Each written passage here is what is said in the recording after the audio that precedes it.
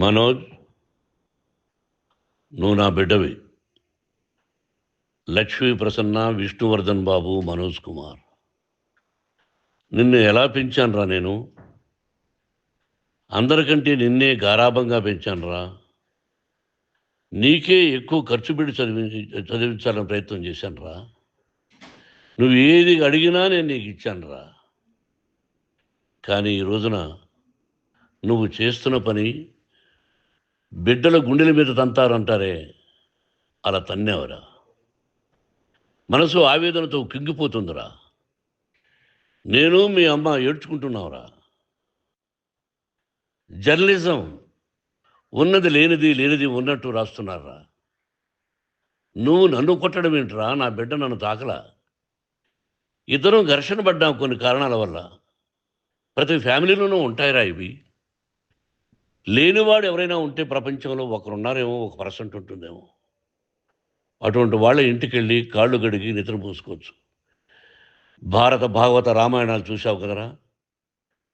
ఏమిటిది? మీ అమ్మ ఎంత కుమిలిపోతుంది ఈ రోజున హాస్పిటల్ చేరింది.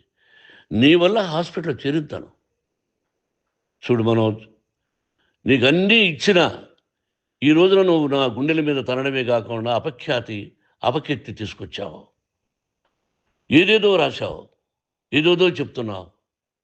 కొంతమంది జర్నలిస్టులు ఉన్నది లేనిది, లేనిది ఉన్నట్టు రాసేవాళ్ళ తత్వం వాళ్ళకి. ఎందుకంటే టీఆర్పీ పెరగాలి. ఇది వాళ్ళ నైజం. మనం మార్చలేము. వాళ్ళందరి మీద మన కోర్టుకు వెళ్ళలేము. వాక్ స్వాతంత్రం అంటారు, ప్రజాస్వామ్యం అంటారు. ప్రజాస్వామ్యంలో కూడా కొన్ని హద్దులు ఉన్నాయి. ఇది నీకు తెలుసు అనుకున్నా. ఎంత మంచి నటుడివి నువ్వు. నీ భార్య మాటలు విని తాగుడికి అలవాటు పడిపోయావు. వింటున్నావా మనోజ్? ఎవరిని నమ్మాలో ఎవరిని నమ్మకూడదో పరిస్థితి తీసుకొచ్చావు. విద్యాలయాలు ఎంత గొప్పవిరా.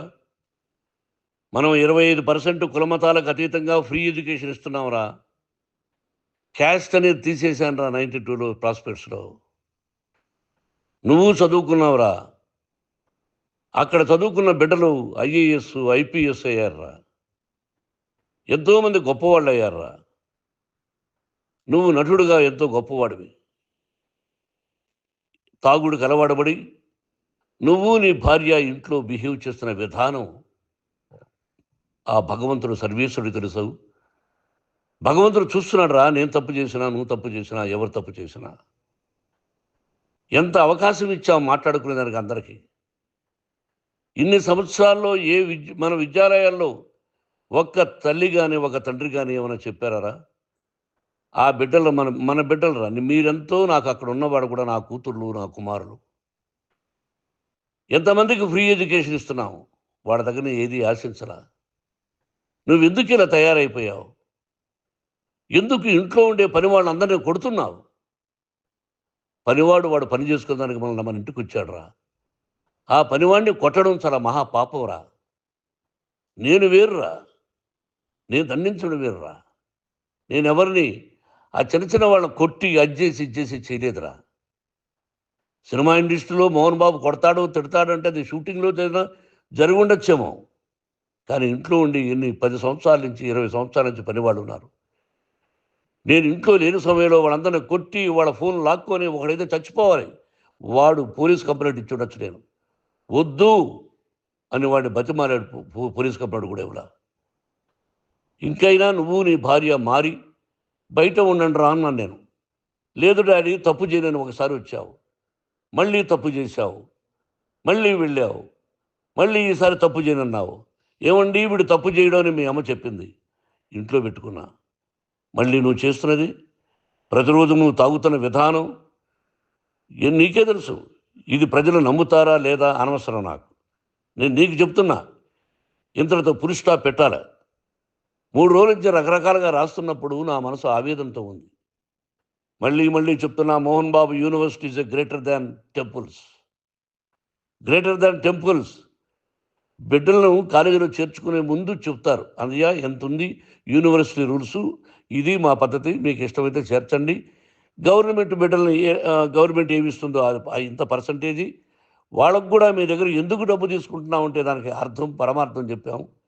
దొంగతనంగా తీసుకోలేదు. ప్రతిదానికి చెక్కులు ఉన్నాయి. అది అకౌంట్ ఉంది. దానిలో తప్పులు జరిగితే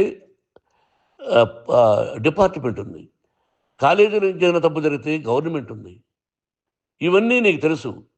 ఈ రోజున ప్రపంచంలోనే నెంబర్ 1గా చేయాలని మీ అన్న కష్టపడి ఇతర దేశాల్లో నెంబర్ 1 యూనివర్సిటీ టైఅప్ చేశాడు. ఈ రోజు నువ్వు చేసిన విధానం ఏమిటి? నువ్వే ఒకప్పుడు నాకు ఇవి ఏమొద్దు నేను యాక్టింగ్ అన్నావు. ఈ రోజున ఏం చేస్తున్నావు? విద్యాలయాల మీద పడ్డావు. తల్లిదండ్రులు చాలా గొప్పవాళ్ళరా. కొంతమందికి డబ్బు కట్టలేకపోవచ్చు. కట్టని వాళ్ళకు కొంత సహాయం చేసాం. అంతా సహాయం చేయలేము. బ్యాంకుల్లో డబ్బు కట్టాలి. లెక్చరర్స్కి డబ్బులు ఇవ్వాలి. యూనివర్సిటీ బ్రహ్మాండంగా నడపాలంటే మంచి లెక్చరర్స్ కావాలి. ఇవన్నీ తెలిసి చేస్తున్నావురా 32, 33 సంవత్సరాల నుంచి. అది పక్కన పెడితే అందరినీ కొట్టడానికి వస్తావు. మీ అన్నం తిడతావు. ఒక వ్యక్తి వినయ్ గారనే ఆయన వ్యక్తి హెల్ప్ చేయడానికి వస్తే ఆ వినయ్ ఎవరు లజ్జాగుడికి చంపేస్తాను వాడు అన్నావు. ఇవన్నీ ఎంత తప్పురా? అంటే మీ నాన్నగారికి ఎవరు సహాయం చేయడానికి వస్తే వాళ్ళందరినీ లజ్జాగుడుకులు అంటావు. చంపేస్తానంటావు. మీ అన్నను చంపేస్తానన్నావు. చంపరా చూద్దాం మీ అన్న నేనే అన్నా. తాకరా నీ ధైర్యం ఉంటే అన్నా. ఎంతమందిని చంపాలనుకుంటున్నావు? ఎంతమందిని చేయాలనుకుంటున్నావు? నువ్వు ఏం సాధించాలనుకుంటున్నావు? ఆలోచించుకో. ఈ ఇంట్లోకి అడుగు పెట్టడానికి నీకు అధికారం లేదు. ఇది నా కష్టార్జితం. మా నాన్నగారు 10 రూపాయలు 10 పైసలు కూడా ఇవ్వలేదురా. మంచి జన్మనిచ్చాడు మా నాన్నగారు. మద్రాసుకు వెళ్ళి వీధుల్లో అడుగు తిన్నానురా. ఒక పూట కూడా భోజనం లేకుండా అడుగు తిన్నానురా. న్యాయంగా మోహన్ బాబు తిడతాడు కొడతాడంటారు కానీ మోసగడనం లేదురా. నీట్ పార్లమెంటేరియన్గా బయట వచ్చానురా. నువ్వు నా పరువు ప్రఖ్యాతులు మంట కలిపావు. ఏమిటి నేను చేసిన అన్యాయం? నీకు జన్మనిచ్చాను. అదా నేను చేసిన పాపం. అందుకే ఇది నా ఇల్లు అన్నావు. నువ్వు నీ ఇల్లు కాదు. నీ కష్టార్జితంతో నువ్వు సంపాదించుకున్న ఇల్లు నీది. ఇది నా డబ్బు, నా కష్టార్జితం. నా కష్టార్జితంలో నేను పిలిస్తేనే మీరు ఇంట్లోకి రావాలి. అటువంటిది పోగొట్టుకున్నావు నువ్వు.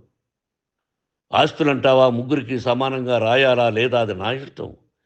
ఆస్తులు ఇస్తానా, లేకపోతే గంగపాలు చేస్తానా, లేకపోతే ఎవరికైనా దానధర్మాలు చేస్తానా, అది నాకు సంబంధించిందిరా.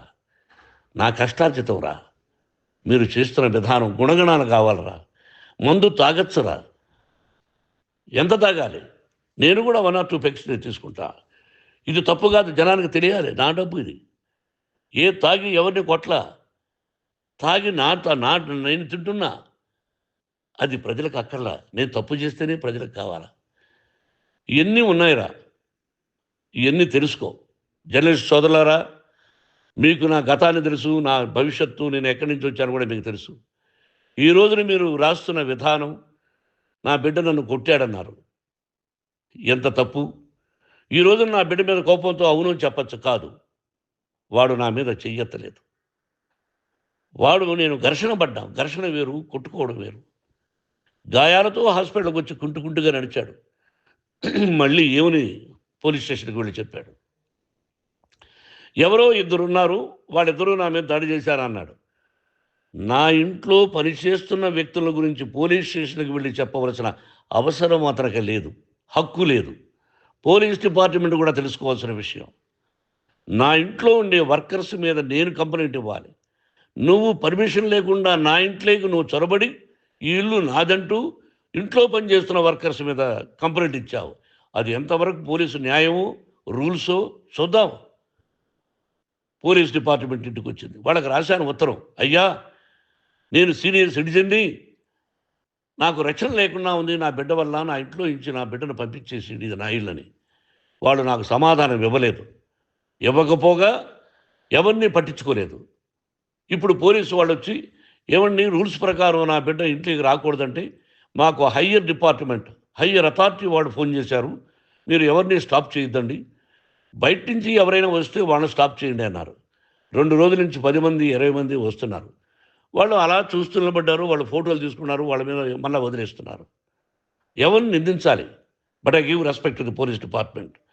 వాళ్ళకి ఏ అధికారి ఫోన్ చేశాడో, ఆ అధికారికి ఏ పొలిటీషియన్ చేశాడో అది వాళ్ళకే వదిలేస్తున్నా. కాబట్టి వాళ్ళు పోలీస్ కంప్లైంట్ ఇచ్చినా కూడా మేము సంబంధం లేదని అంటున్నారు కాబట్టి నేను నా బిడ్డను నిన్ను నాపు చేస్తున్నా. నువ్వు ఇంట్లోకి వచ్చే అధికారం నీకు లేదు. నువ్వు వచ్చి నీ బిడ్డను తీసుకెళ్ళు. సంతోషం. నువ్వు రాలేదు, నీ బిడ్డను జాగ్రత్తగానే చూసుకుంటావు. Take care your daughter, that's all. మీ అమ్మ హాస్పిటల్లో అడ్మిట్ అయింది. రేపో ఎల్లుండో మీ అమ్మను పిలిపించి బాగైన తర్వాత ఇదిగో నువ్వు నీ కొడుకు బిడ్డను తీసుకెళ్ళి వాడికి అప్పచెప్పని చెప్తాను పోలీసు వాళ్ళ ఆధ్వర్యంలో. ఇది 100% జర్నలిస్టు సోదరులారా, పులి స్టాప్ పెట్టండి. మీకు కుటుంబాలు ఉన్నాయి, మీ యజమానులకు కుటుంబాలు ఉన్నాయి. మీ కుటుంబాల విషయాలు, మీ యజమానుల కుటుంబాల విషయాలు మేము ఎవరు జోక్యం చేసుకోవాలా. మేము నటీనటులం. మాది తప్పుంటే నటుడుగా నన్ను ఫెయిల్యూర్ అని రాయండి, నా నటన బాగలేకపోతే రాయండి.